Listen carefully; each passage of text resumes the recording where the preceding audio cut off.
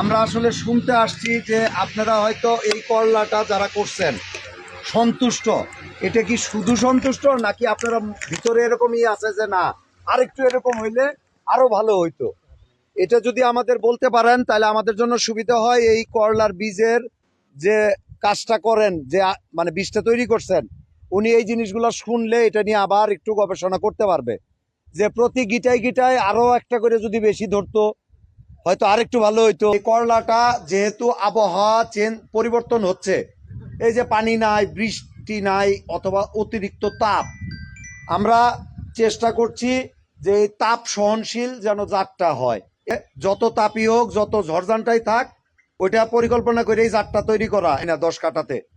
শরীফুল ভাই আরো ভালো বলতে পারবে, 8-10 মনের তো উপরে হবে বোধহয়। 10 মন বলছে, তো 10 মন যদি এইবার কাটে, তারপরে উপরেও আরো যে পরিমাণ ধরছে এগুলো যদি খালি একটু নামাই দিতে পারে, আরো অনেক করলা নামবে। তো উনি তো আগে হয়তো অন্য জাত করছে, শরীফুল ভাইয়ের কাছ থেকেও আমরা এটা শুনবো।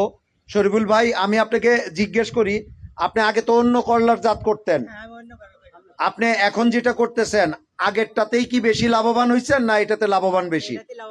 এটাতে লাভবান সর্বোচ্চ হচ্ছে আপনার।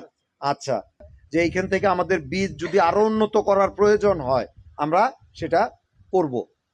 এই আর আপনাদের কাছে আমাদের এইটুকুই, যদি ফলন ভালো হয় অবশ্যই এটা আসলে উত্তর শালিকা শাহজাদা গ্রাম হয়ে যাবে, শাহজাদা করলার গ্রাম এরকমই হবে, নাকি বলেন? এই দাবি তো রাখতে পারি। আর করলার আবাদ কিন্তু ওই তাপমাত্রাতে হয় না, করলার বছর না এবার। তারপরেও যখন শাহজাদা করলাটা ফলনটা একবারে ভালো হয়েছে, খারাপ হয়েছে না, ভালোই হয়েছে।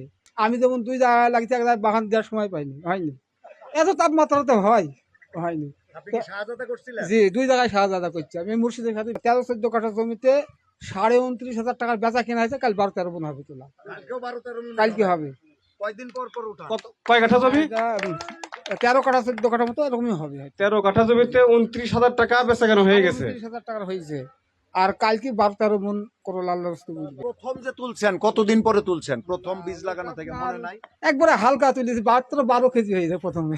12 কেজি? জি। কতদিন পরে তুলছিলেন? ওটা আপনার ওই বাহানটা দেওয়ার পরে ওইরকমই হবে হয়তো।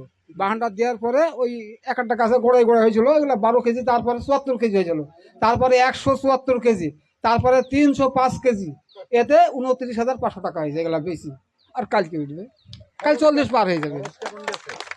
11,516 টাকা খরচ হয়েছে, মানে আমার ভাগে জমিটা তো, আমার হিসাবটা ঠিক আছে।